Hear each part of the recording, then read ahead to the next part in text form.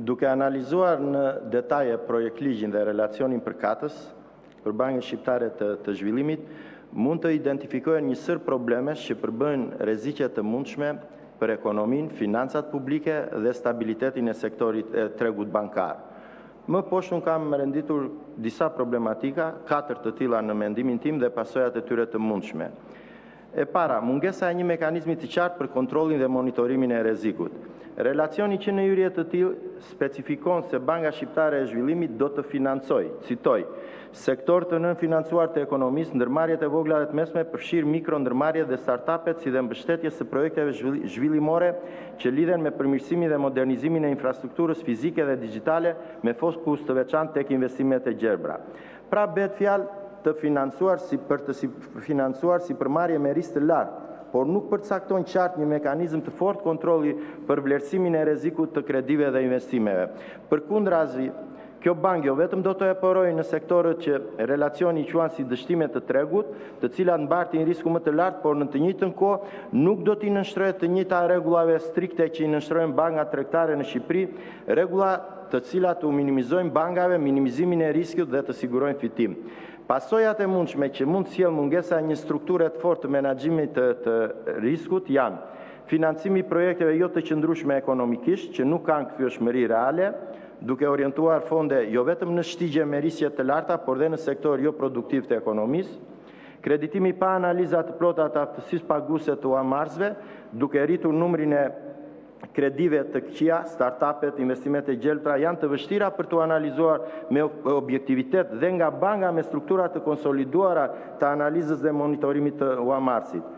Dhe së treti mund të rrezikoj krijimin e një borxhi të keq të akumuluar që përfundimisht duhet mbuluar nga buxheti i shtetit, çka do të ishte një barë për të gjithë taksapaguesit shqiptar. Pra, të gjithë taksapaguesit, qytetarët shqiptar, do të paguanin borxhin që do të përfitonin një pjesë e taksapaguesve sipërmarrës që do të financonte kjo bankë, që nga përvoja tuaja janë gjithmonë ata oligarkët e famshëm dhe bizneset të lidhura me to. Për më tepër, rritja e kredive me probleme do të ndikonte negativisht në stabilitetin e bankës, me probabilitet nxitjen e një krize financiare të shkaktuar nga një institucion publik. Natyrisht, e mbështes konstatimin që sektorët e nënfinancuar të ekonomisë ka nevojë për një mbështetje financiare, mbështetje të cilën nuk e marrin nga bankat dhe institucionet e tjera të kreditimit për shkak të riskut të lartë, por kjo mbështetje duhet të vijë në një formë të mirë menduar dhe të provuar për suksesin e saj, dhe jo në formën e një eksperimenti që mund të thellojë problemin dhe të rrezikojë jo thjesht keq përdorimin e fondeve publike, por edhe stabilitetin e brish financiar të vendit. Fakti se shembulli një banke të tillë vjen nga Bashkimi Evropian nuk duhet të na emocionojë apo të na konfuzojë. Krijimi i një banke kombëtare të promovimit, MPB, nuk është pjesë e detyrueshme e procesit të integrimit të Bashkimit Evropian. Sipas dokumentit të Komisionit Evropian të datës 22 korrik 2015, që citohet edhe në relacion, mbetet në dorën e shteteve anëtare individuale të vendosin nëse duhet të krijojnë një bankë kombëtare të promovimit, si dhe për formën dhe strukturën e saj. E dyta, ndikimi i lartë i politikës dhe rreziku i klientelizmit.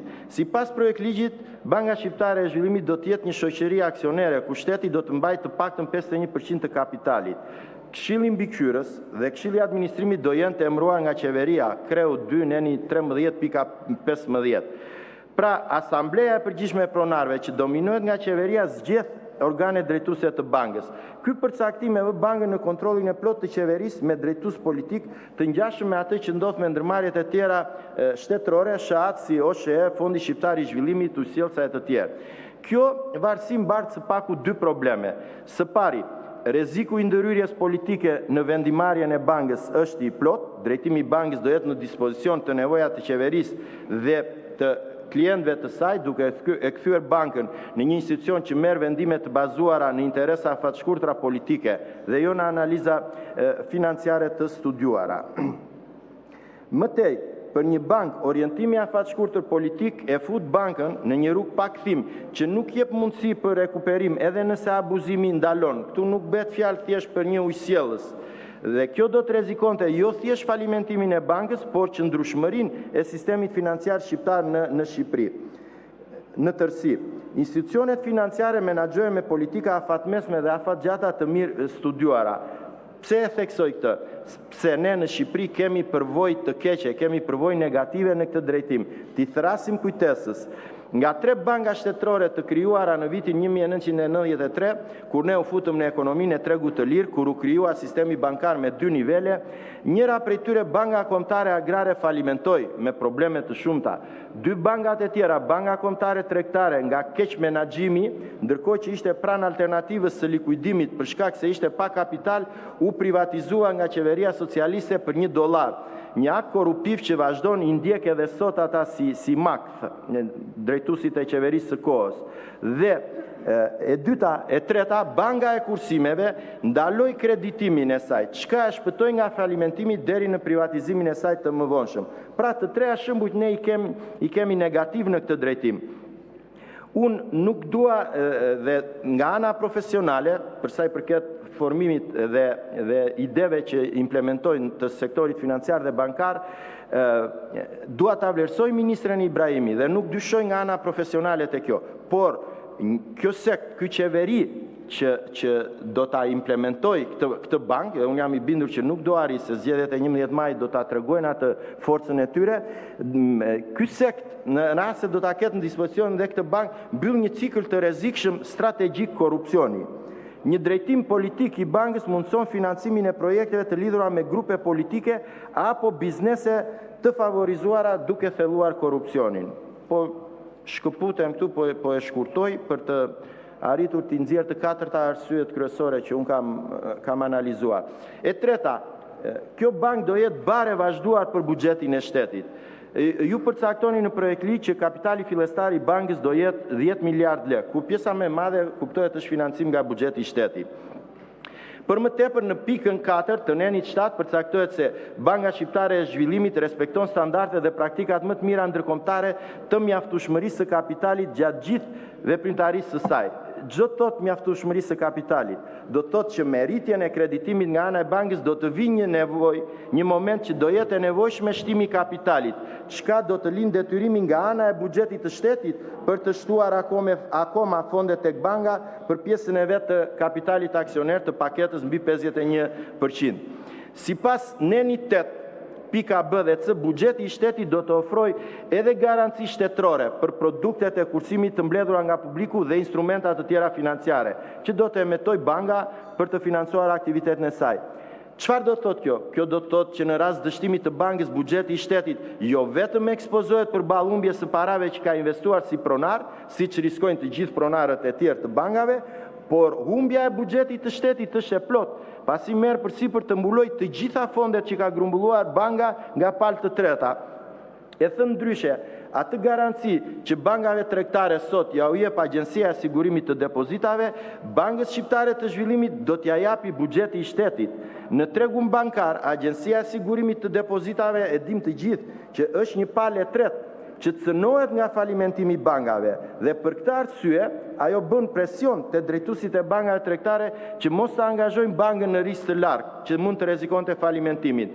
Ndërkohë, në rastin e Bankës Shqiptare të Zhvillimit është buxheti i shtetit që menaxhohet nga qeveria që cënohet nga falimentimi i bankës.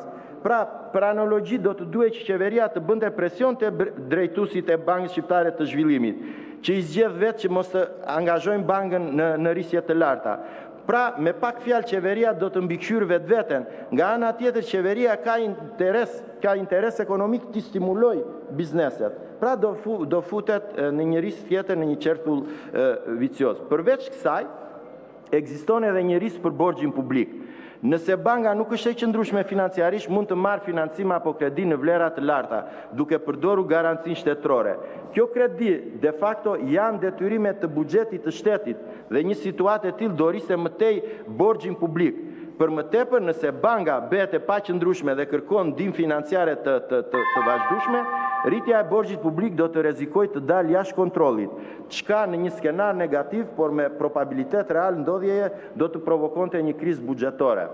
Edhe 1 minutë e 30 sekonda, zonja kryetare, se unë u përpoqja të isha vetëm profesional në këtë diskutimin tim, nuk dua ta politizoj që çka është realisht ai qëllimi i keq i qeverisë dhe i sektit Rama. Ju keni edhe hapësirën jashtë rendit ditës. Dhe jashtë rendit ditës e kam për 2 libra të veçantë, librat e vitit 2024 në Vlorë. Kush të ketë kohë të ri të dëgjoj, do jem vërtet përfundoni. Po, e 4-ta, zonja kryetare, dhe faleminderit. Rreziku i shtrembërimit të tregut bankar nga konkurenca e padrejtë. Projektligji parashikon që Banka Shqiptare e Zhvillimit do operojë në segmente të nënfinancuara të ekonomisë dhe do sigurojë financime të nefavorshme për biznese dhe projektet strategjike. Kreu i parë në 4. Duke pasur mbështetje shtetërore, duke anashkaluar qëllimin e fitimit, Banka Shqiptare e Zhvillimit ka mundësi të afrojë kredi me norma më të ulta interesi se bankat private, duke krijuar konkurrencë të pandershme. Pra, edhe nëse ky projekt do të rezultonte i suksesshëm, ai do të rrezikonte të krijonte varësi të bizneseve nga financimi publik, duke dëmtuar seriozisht zhvillimin e një sektori privat të financiar. Kjo do të rriste rrezikun e zhvendosjes së klientëve nga bankat private në Bankën Shqiptare të Zhvillimit, duke dëmtuar sektorin bankar ekzistues. Nuk po zgjatem ta vazhdoj, të respektoj dhe kryetaren siç më respektoj. Besoj ministra do përpiqet ta lexoj drejt këtë diskutimin tim që ishte tejet profesional, edhe do dëshiroja të ishte këtu dhe Ministri Financave. Faleminderit. Agron Sheaj nuk është në sallë, këtu